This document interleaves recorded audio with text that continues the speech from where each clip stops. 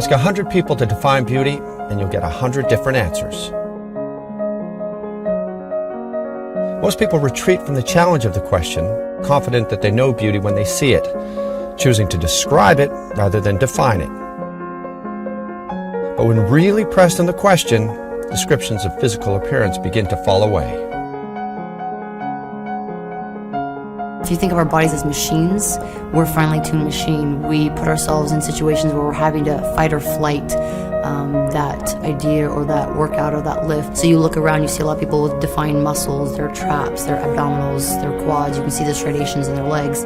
Right off the bat, you see outside aesthetic looks, and you look at them as beautiful traits, right? I think that's what first comes to mind. I love the way that CrossFitters look because it's just so real. Yeah, that's beauty in a sense, but at the same time there's that confidence between them where maybe they've gone through a personal struggle or they've found something where this is what helps them define themselves as an individual.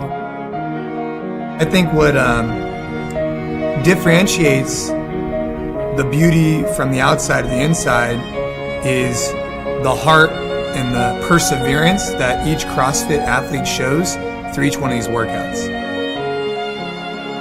For me, I look at it, it's like I've been able to grow and learn so much, not only physically, but also emotionally, mentally, be in a position where it's like I gotta be able to keep going. So I think that's the other aspect of the beauty. It's beautiful to be fit, but I think for the most part, the way I feel is that anyone who carries themselves with confidence will be beautiful. That term beauty is very, subjective to your experiences and what you've been told and what you've been led to believe, and it's something that there's no question. Man, that's beautiful. Whether it's a waterfall, whether it's a bird flying, whether it's someone, that's just doing an air squat with some degree of virtuosity. And that's something that when you watch any athlete in their apex of their career, there's never a doubt. There's you're like, well, that's awesome. It's beautiful.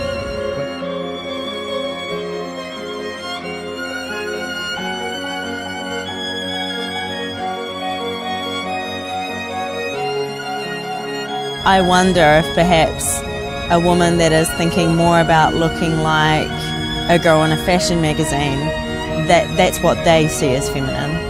And looking at bulky muscles to them is seeing some kind of masculinity. Growing up, you get a stigma of women aren't supposed to be in the gym getting stronger, lifting. It's like, oh, go run. And you talk to a lot of women that have never done anything. I haven't lifted weights in 20, 30 years.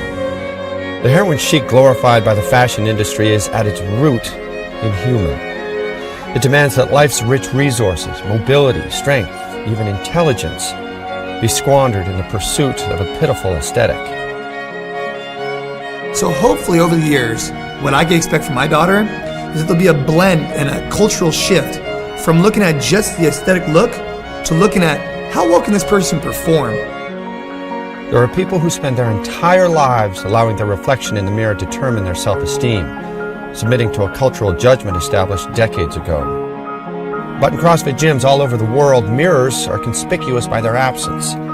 Fitness is gauged in reps, in speed, power, virtuosity, and beauty is measured in joy and in pride. That's really what CrossFit's about, making life better. People would be like, oh, wait till you're in your 30s or wait till you're in your 40s. You'll know what it's like. It's really hard to keep the weight off and it just starts piling on and things like that. But, I'm not scared of that anymore. And we get wrapped up in the games and it's sexy and it's fun, but gosh, to be able to just say, yeah, I can do that. Maybe not as fast, maybe not as much, but I can do that. Puts you head and shoulders above the majority of the human population, and that's beautiful to me. If you want to look good, do stuff well and do what life demands of you, and everything else will fall into place. If we could get people to focus more on their own health and well-being, I think everything would just become secondary to that.